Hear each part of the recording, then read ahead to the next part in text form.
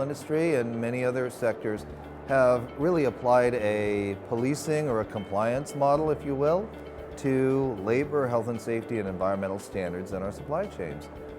And I think that model has given us some progress, but it has also set up three things. One is more of an adversarial relationship with vendors around labor compliance.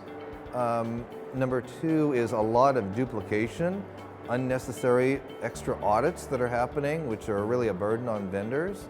And I think third, it has not created any incentive for vendors to go beyond basic compliance requirements.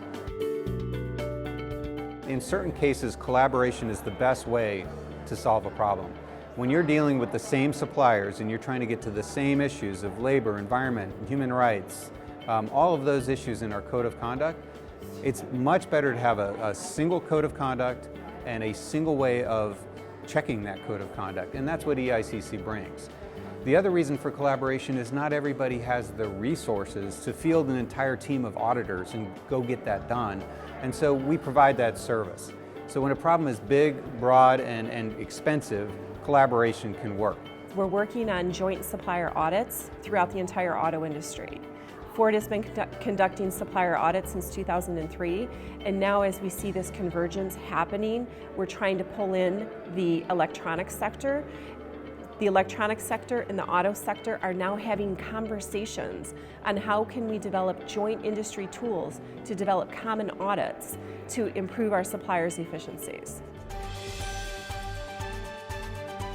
It's really interesting because in some of these very same issues, we've seen some of the companies step out and go in front of other companies. Intel stepped out recently and said that they had done a lot more than other companies in the coalition on conflict minerals, and they were going to certify their products as conflict-free.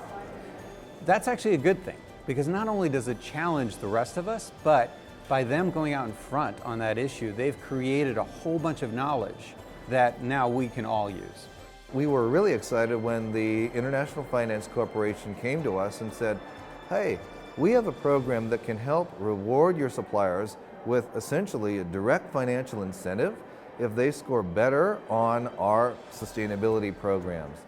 And so what we worked out with the IFC is if our suppliers score higher on our sustainability assessments, they get a lower interest rate on their short-term financing that is provided through the IFC. So it's a very direct financial incentive for our vendors to not only meet, but to exceed our sustainability standards. And I'm really excited about that because again, it's the first time suppliers are getting that direct financial reward for sustainability. We have metrics all the way up to Mark Fields, our CEO of Ford Motor Company, that are metrics for training suppliers on human rights and working conditions, auditing suppliers, as well as how quickly we close out our supplier audits.